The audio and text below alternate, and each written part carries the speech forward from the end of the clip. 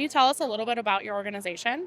Yes, well, Optima Ed is the world's first virtual reality school and curriculum company. I started out with a nonprofit that was helping to open charter schools, classical charter schools in the state of Florida.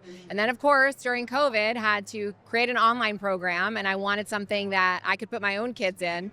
Turns out that there's a demand for parents who want to school their children at home, not necessarily homeschool because they might need a little bit of help. So we created a virtual reality school that meets that need. A lot of parents are using it in hybrid model or homeschool model. And now we're also distributing this classical education curriculum into schools and districts and spreading that around the country. We also at the Optima Foundation help to start schools. If you're an education entrepreneur, you need the resources, you need checklists, you need budget templates and things like that. We give that away to help create the supply side that's needed for these ESA programs. And I'm also working with the Leadership Institute, which trains parents to be active in their local school boards, their local school districts, or to be candidates themselves, we often hope. As I ran for school board and served on there. So I'm involved in a lot of different things, but all geared towards empowering parents to get the education that their children deserve. Yeah, that is so important, and we're so grateful that you do all of that work.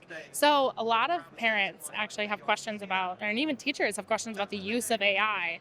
Is it going to impede on the learning of my children? How do I make sure that kids aren't cheating? How do you tackle those problems and then use AI to actually advance education?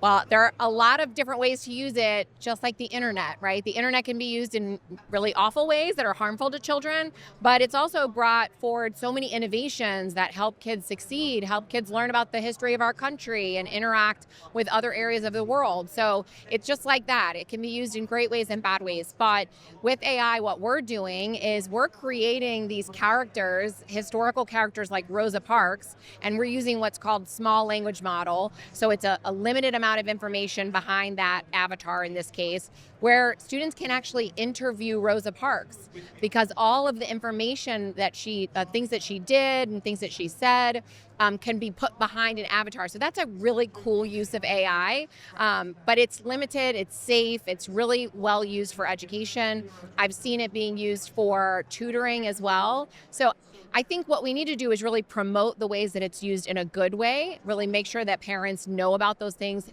are able to try it out, and get a stigma away from, it's used for cheating, right? It's used for students not to write for themselves. But just like it's used for that, we're finding more and more ways to catch that and to kind of help students to learn things and not depend on either whether it's Google or AI in this case.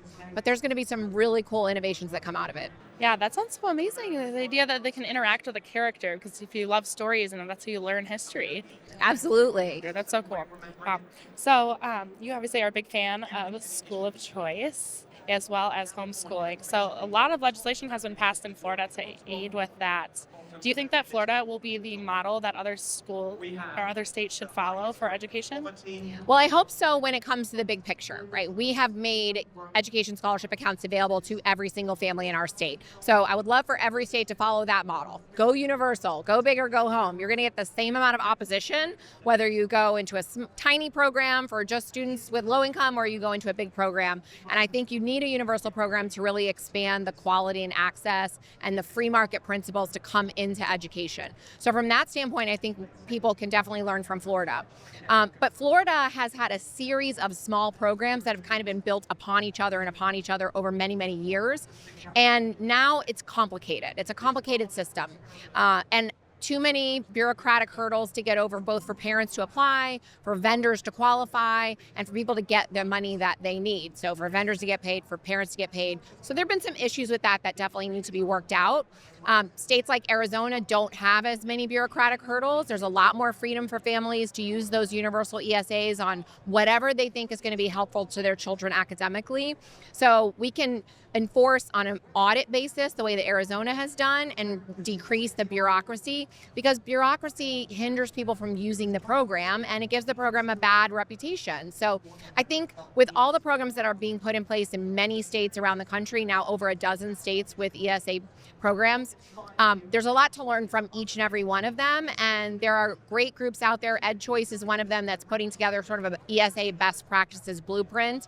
So we're learning what's working well. That's that's what our founding fathers wanted out of the states, right? What works well, what doesn't work, so everyone can learn from each other and everyone improves. Yeah, innovation is so important, and it's exciting that our education systems can be innovative in this next iteration of education in America, and that we can encourage students to be innovative. Absolutely. And when they see innovation in their education options and their academic environment, it encourages them on what is possible outside of the way things have always been done. So, what brought you to actually be a leader in education? Why do you care about education so much? Well, it definitely started with my own experience as a parent. I have 3 boys, and I did what every parent does in a middle-class family. You know, I came from poverty. I knew education was really important, but I bought a house in the community where I wanted my kids to go to school, and I thought, my job is done here. These are A schools, but turns out an A school is not an A school for every single child. And for my second son, it did not work well. In fact, the principal, the assistant principal, the guidance counselor wanted me to put my son on drugs if he was going to stay in that A school, or they were going to ship him to a different school and put him in a specialized classroom. I knew that was not what was best for him. I pulled him out, put him into a private school, and he has thrived ever since. That's actually how I discovered classical education as well. He did amazing. He loved his learning experience there. He was a different kid. And I thought, how many other Darrens are out there whose parents don't have the agency I have to find another option, and they need the same options I have. They're listening to the experts in a lot of cases. So I ran for school board, and as I started talking to parents in my community, I realized I'm not alone. A lot of parents feel the same way I do. They need options, especially if they have multiple children who learn differently. And so it inspired me to start my own series of charter schools and really start working on school choice policy at the state level, because I can't open as many schools as are needed, right, by myself. We need an education ecosystem and a marketplace where every parent has multiple options available to them. That's so important. I am a product of school of choice, and so is my brother, who's much younger than me, and it's so important that there's options for parents. Absolutely. For you, obviously, you cared enough to get involved, but what advice do you have for parents on if they don't feel empowered to get involved, they don't even know where to start, they don't feel like they think the teacher should be teaching, not necessarily them? What is your advice to those parents? Well, first of all, you can do it, right? Not necessarily, you may not be teaching. I'm not a teacher. I'm a CPA. But the resources are out there and available to you. There are access to great teachers, whether it's online and your student is learning at home, just so you have more flexibility, more involvement, or selecting a school that works for your child. It's so important that they know they have some sort of agency, hopefully, if they're in a state that has at least some sort of options out there. But the Leadership Institute is a great resource for people. They not only train parents on how to advocate for their children, especially when it comes to their local school board, local school districts, really encourage people to take that training and take advantage of those resources. But also, if they are so inclined to run for school board, be one of the change agents in their community, or support the school board members that are there that are trying to make the changes that are necessary and that they really want to see done in their community. It's so important that we empower parents with the information that they need to both make good choices when it comes to their children's education, but also to get involved when changes are needed. Yeah, that's so important. And I'm so glad that there are people like you that are doing that, and then just being a shining example of what parents can do, and what the rest of us can do to get involved in education. So you had mentioned classical education for your son and the impact that has made. I feel like a lot of times education today has moved away from that classical model. So why should parents be interested in classical education? Well, classical education, when I explain it, a lot of parents are like, oh, well, that's how I learned when I was a kid. And they kind of assume that schools are still doing that, reading the great books and the classic literature that many of us read when we were children. Maybe not you, because you're a lot younger than me, but I read some. you had school choice. So, but explicit phonics, students are not learning through explicit phonics most of the time, especially in public education. They're learning whole language and sight words. And in a classical model of education, it's explicit phonics, explicit grammar, diagramming sentences, and really getting back to the basics of traditional education, the way that our founding fathers learned, the way that people have succeeded in learning and in thriving for hundreds of years. And it's not the fads that are prevalent in our schools today. When I took my son to his first day of a classical education in this private school, the one that I'm talking about, I went and picked him up afterwards, and he just jumped in the car with the biggest smile on his face. And he's like, Mom, did you know about the Crusades? And literally every day, he talked to me the entire time we would drive home about all the things he had learned that day. And it's really a knowledge-rich education that also has a moral character component to it. But when students leave a classical education, they have cultural literacy. They know about the history of our country, the history of the world, why America is the greatest nation the world has ever known. But they know how to operate with the knowledge that they've been given and be productive citizens. So I'm a huge advocate of classical education, but ultimately, I believe that school choice is going to improve curriculum and solve the curriculum crisis around our country, because curriculum has just become so watered down. And classical education is not a watered down curriculum, but it is accessible to any type of learner as well. So I'm just a huge advocate of it. So some parents have kind of abdicated their role in educating their children to the schools.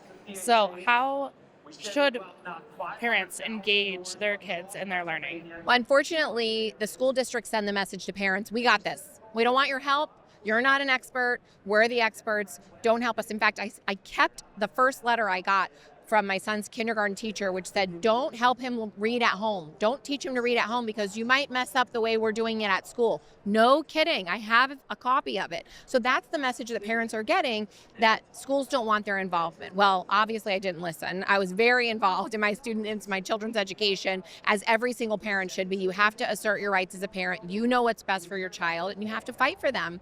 And unfortunately, we need to send the message even stronger, because there are more of us back to the districts and the schools to say, no, we control our students' education. We are their primary educators. And whether we send them to a school to learn every day, or we homeschool, or anything in between, we're still the primary driver of that student's education. And we are responsible to make sure that they become productive citizens.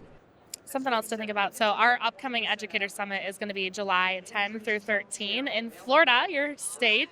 The school choice state. Yes. And the theme is going to be Make Education Great Again, returning back to our purpose. So in your opinion, how do we make education great again in America? The number one thing is to put the power in the hands of the parents. No one cares about that child more than the parent does. Certainly not the teacher, even though teachers do care about their children, their students very much. But not bureaucrats in your state capital, and certainly no bureaucrats in Washington. They do not care more about the success of your child. And so the power to decide what is best for a child's education must rest with the parents. The more that we can do that, the more we can empower parents with the information they need and the funding that they need to make those decisions and drive their students' education, the better. But what that's going to do is create an education marketplace, an ecosystem of the free market principles that increase quality and increase access for every human being when it comes to all of the products and services that we use, except education, because of the monopoly that exists with the public school system. Have to break the monopoly, and we have to empower the parents. Cool. Well, thank you so much for your time and for talking to us about all the things that you do to make education incredible in Florida, but also across the country. Well, thank you for what you're doing and all of your energy toward this important effort. Your voice is really important. I appreciate you.